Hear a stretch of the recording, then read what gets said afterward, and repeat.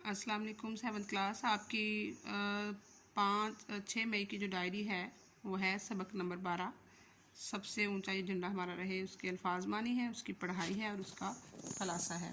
देखें सबक नंबर 12, सबसे ऊंचा ये झंडा हमारा रहे। सबसे पहले हम इसके अल्फाज मानी करेंगे। देखें आबोताब, पूरी चमक दमक से, चाको चौबंद, चुस्त और तवाना होना, चाबकदस्ती, नहायत होशियारी से। आगे है हिलाल, पहले दिन का जो चांद होता है उसको हिलाल कहते हैं। अदब एहतराम, इज़्ज़त व तौक़ीर। पुरवकार, इज़्ज़त से भरपूर। खुद मुख्तारी, आज़ादी। तौहीन, बेइज्जती करना। सपूत, बेटे। सैलूट, सलाम करना। देखें इस सबक में बताया गया है 7वीं क्लास की तालबात के बारे में कि वो 7वीं क्लास की जो तालबात हैं उनके दरमियान तालीमी सैर व तफरीह का प्रोग्राम बन रहा है। तो अब हर तालबा जो है अपनी राय देती है, उसको फ़लान जगह देखने का शौक़ है। तो किसी एक की राय दूसरे से राय नहीं मिलती, तो आखिरकार सारी बच्चियाँ जो हैं वो फ़ैसला करती हैं कि अपनी उस्तानी को इसका हक़ दिया जाए कि वो फ़ैसला करें।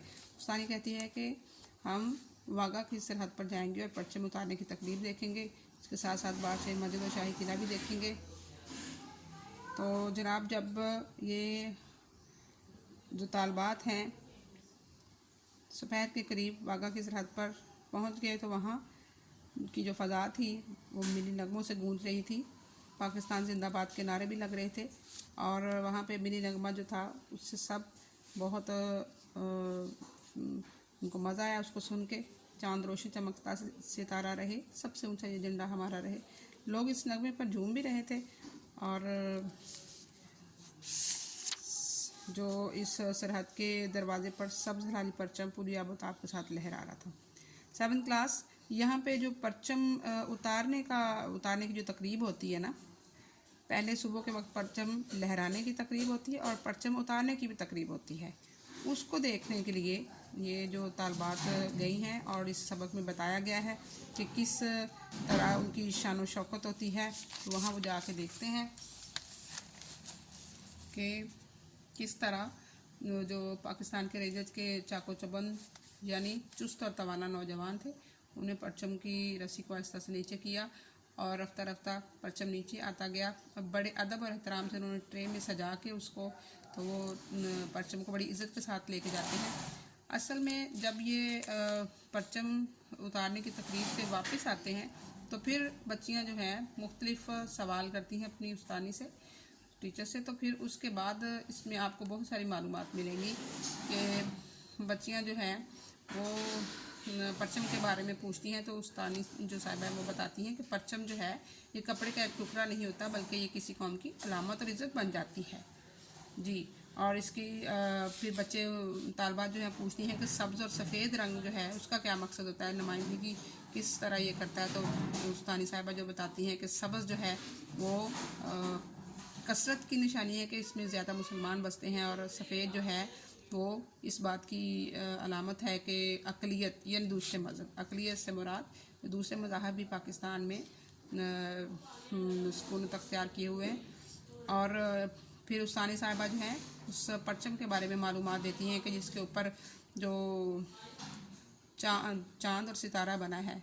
चांद जो है हिलाल जो है पहली रात के चांद को कहते हैं कि जिस तरह वो पूरा बन जाता है आहिस्ता आहिस्ता, तो इस तरह हमारा मुल्क भी तरक्की करेगा। और जो सितारा बना है 5 कोनों वाला सितारा, वो इस बात की इलामत है कि इस्लाम के जो 5 सतून मुराद हैं इससे जी।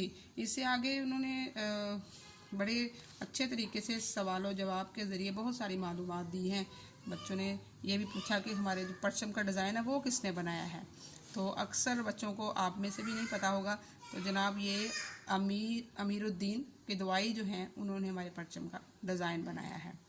तो इससे अगले पैरे में ये भी बताया जाता है कि जब परचम लहराए जाते हैं तो पाकिस्तान का जो परचम है वो दूसरे परचमों से ऊंचा रखा जाता है, उसको नीचा नहीं रखा जाता।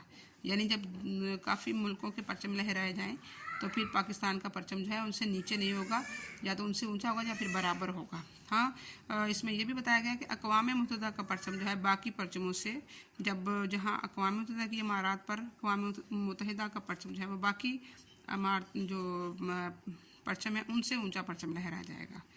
और परचम का एहतराम भी बताया है, और बड़ी अच्छी और दिलचस्प मालूमात भी दी हैं कि परचम को गंदा नहीं करना चाहिए, इससे जूते वगैरह से या बाज़ारों में इसको नहीं गंदा नहीं करना चाहिए, कि पाँव नहीं लगाना चाहिए, और जूतों से छूना अदब के ख़िलाफ़ है।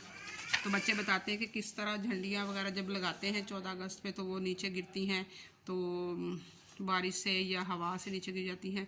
तो बच्चे इस बात का वादा भी करते हैं कि हम इस परचम का एहतराम करेंगे और बेअदबी नहीं करेंगे। तो इसके बाद ये भी बताया जाता है कि इस ज़मीन पर गिरना और इन्हें पाँव तले रोना भी बुरी बात है। झंडियाँ लगाते वक्त ख़ास तवज्जो करनी चाहिए। इसमें एक और बहुत मज़े की बात बताई कि परचम जो है दिन के वक्त लहराना चाहिए और शाम के वक्त परचम को उतार लेना चाहिए, बल्कि शाम के वक्त परचम अगर रात को लहराता रहता है तो ये बहुत बड़ी तौहीन है। तो टीचर ने ये भी इनको बताया कि एक इमारत ऐसी है जिसके ऊपर रात के वक्त भी परचम जो है वो लहराया जाता है। जी, तो बच्चे हैरान होते हैं। टीचर ने इनको ये भी बताया कि पार्लियामेंट हाउस है जहाँ रात को परचम लहरा जाता है, लेकिन इसके साथ रोशनी लगाई जाती है, ख़ास रोशनी जिसको रोशन रखा जाता है, अंधेरे में परचम नहीं रखा जाता।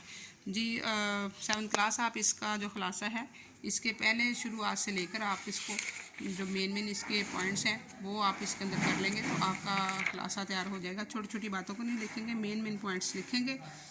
इसकी जो इब्तदाई है वो लिखेंगे कि उनका सैर व तफरीह का प्रोग्राम बन रहा है, फिर वागा की ज़राअत का प्रोग्राम बनता है। जो मालूमात इसमें दी गई हैं कि सब्ज़ और सफ़ेद रंग का किस चीज़ की नुमाइंदगी करता है और किन्होंने इसका हमारे परचम का डिज़ाइन बनाया है। अमीरुद्दीन किदवाई साहब ने इसका डिज़ाइन तैयार किया, इसको आप लाजमी अंदर लिखेंगे। और इसकी इज़्ज़त व तौक़ीर के बारे में लिखेंगे और आपका खुलासा तैयार हो जाएगा। और उसको ये भी लिखेंगे कि रात को परचम नहीं लहराना चाहिए।